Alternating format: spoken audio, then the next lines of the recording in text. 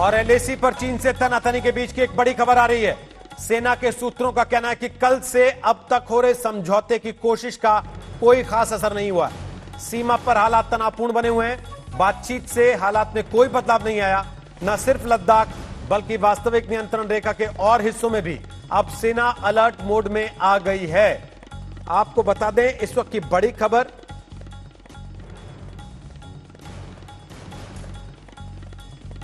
कि भारत और चीन की सेनाओं के बीच जो बातचीत चल रही है, कल से तनाव को डिफ्यूज करने की कोशिश हो रही है, उसका कोई नतीजा अब तक निकला नहीं है।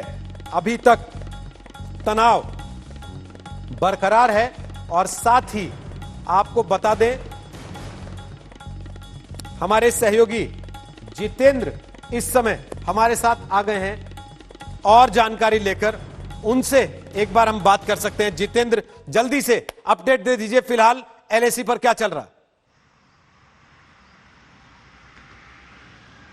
देखिए रोहित, एलएसी पर जो कल से लेकर के अब तक बातचीत चल रही थी, उस बातचीत में अभी तक कोई हल नहीं निकला है। डिप्लोमेटिक तरीके से भी इस पर बातचीत की जा रही है। वहीं दूसरी तरफ आपको बता दें कि केंद्रीय रक्षा मंत्री राजनाथ सिंह अपने घर से रवाना हो गए हैं और रक्षा मंत्रालय में एक उच्च स्तरीय बैठक है। इस बैठक में सीडीएस सहित जो सेना के प्रमुख हैं वो भी शामिल हो रहे हैं। यानी कि आगे अब किस तरीके की रणनीति अपनानी है, इस पर इस बैठक में चर्चा की जाएगी। और एक महत्वपूर्ण बैठक है क्योंकि पिछले अगर 24 घंटे की बात करें तो 3 से 4 बैठक खुद रक्षा मंत्री राजनाथ सिंह कर चुके हैं। इसके अलावा सीसीएस की भी बैठक हुई थी जिसमें तमाम मुद्दों पर जानकारी दी गई थी कि किस तरीके से चीन वहां की सिचुएशन बना करके रखा हुआ है। इससे पहले जो घटना हुई है वहां पर गलवान घाटी में, वहां पर टेंट को लेकर के हटाने की घटना हुई थी और इस घटना के बीच जो झड़प हुई है उसमें 20 जवान हमारे शहीद हो गए हैं। अब जो चर्चा हो रही है कि रक्षा मंत्री राजनाथ सिंह अपने ऑफिस में पहुंचे हुए हैं और वहां पर एक बड़ी बैठक वो कर रहे हैं जिसमें सीडीएस के साथ साथ तीनों सेना के प्रमुख भी इस बैठक में शामिल होंगे। आगे अब किस तरीके की रणनीति अपनानी है, क्योंकि जिस तरीके से सवाल विपक्षी पार्टियां उठा रही हैं, वैसे में सरकार इस बात को लेकर के चिंतित है कि लगातार इसमें जो बातचीत चल रही थी उसमें रोड़ा जो चीन की तरफ से अटकाया गया है उसको लेकर के अब आगे कैसे कदम बढ़ाने हैं, इस पर भी आगे कदम उठाए जाएंगे। वापस आते हैं जितेंद्र आपके पास। जितेंद्र बहादुर सिंह अपडेट कर रहे हैं वहां इस समय क्या चल रहा है और साथ ही सरकार में इस समय किस तरीके से रणनीति चल रही है। लेकिन सबके मन में सवाल है कि आखिर ऐसा कैसे हो गया, कैसे भारतीय सेना के जवानों को चीन के सैनिकों ने अचानक घात लगाकर निशाना बना लिया।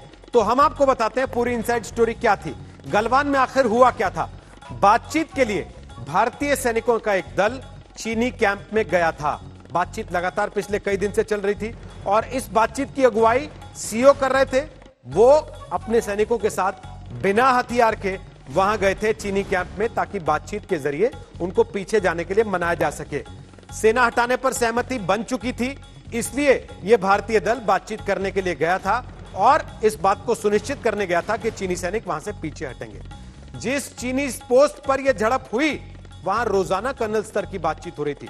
यानी कि कर्नल संतोष बाबू जो इस धोखे का शिकार हुए वो अनुमान नहीं लगा सकते थे कि जो लोग हमसे रोज बातचीत कर रहे हैं वो अचानक बोल्डर, पत्थर, कटीले तार और कील लगे हुए डंडे लेकर उन पर और उनके साथियों पर हमला कर देंगे।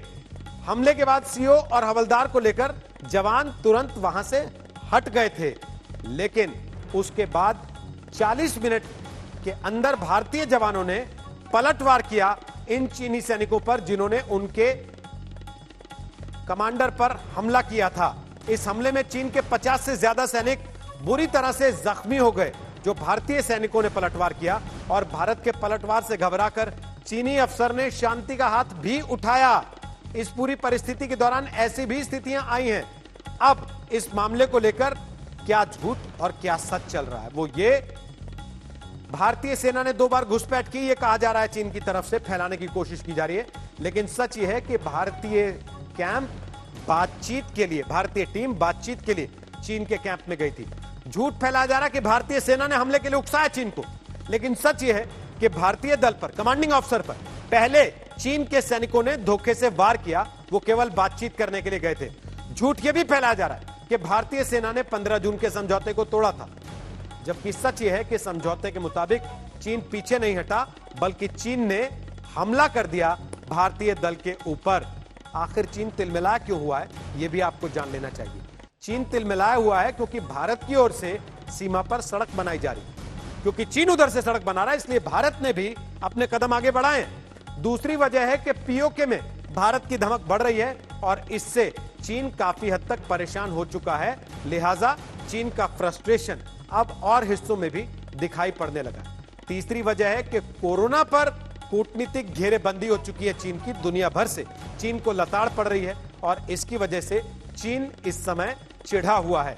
चौथी वजह है कि अमेरिका से भारत की नजदीकियां बढ़ रही हैं, जो कि चीन को लगातार परेशान कर रही हैं। और इन सब के अलावा वजह यह भी है कि लद्दाख को केंद्र शासित प्रदेश भारत ने बना दिया, जिसके बाद आपको याद होगा चीन की प्रतिक्रिया कोई बहुत ज्यादा सकारात्मक इस मामले को लेकर नहीं थी और पाकिस्तान तो चिढ़ा ही हुआ था।